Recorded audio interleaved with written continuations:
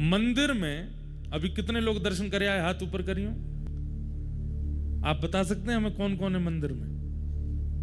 पता ही नहीं होगी, चलो हम बताते। मध्य में जो विराजमान है, स्वर्ण मुकुट के बिल्कुल मध्य में, वहां पर तपस्वी भेष में भगवान नारायण विराजमान है, तप कर रहे हैं। और तप भी कैसे कर रहे हैं? एक कूले पर बैठे हैं। इतना भयानक तप कर रहे हैं ठाकुर जी, ऐसे बैठे हैं। कभी सुबह के अगर आप मंगला के दर्शन करना चाहो तो कुछ 4-5 हजार की टिकट है।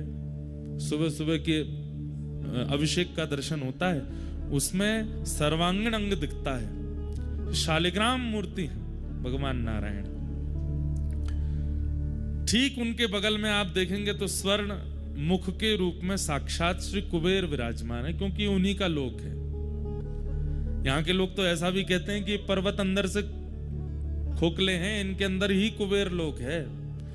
रात में ज्यादा घूमना नहीं, यक्षिणियां घूमती रहती हैं, पकड़ के ले जाती हैं ऐसा बोलते हैं। तो उनके ठीक बगल में आपको दिखेंगे श्री कुबेर जी महाराज।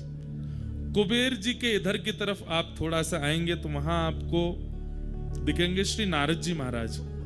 6 महीने यहाँ पर दक्षिण भारत के श्री रावल जी सेवा करते हैं, और फिर जब कपाट बंद हो जाते हैं उसके बाद यहाँ श्री नारद जी मुख्य पुजारी हैं इस मंदिर के, इसलिए नारद जी विराजमान है। इधर की तरफ जब आप आओगे तो आगे की ओर गरुण जी विराजमान हैं, और पीछे हमारे भक्तों के अग्रगण्य श्री उद्धव जी महाराज, और हम ब्रजवासियों के अति प्रिय उद्धव जी महाराज बैठे हैं। ठीक बिल्कुल, और इधर की तरफ देखेंगे तो 2 मूर्ति आपको दिखाई देंगी, वही नर नारायण भगवान है। ये समस्त दर्शन आपको वहां पर होगा।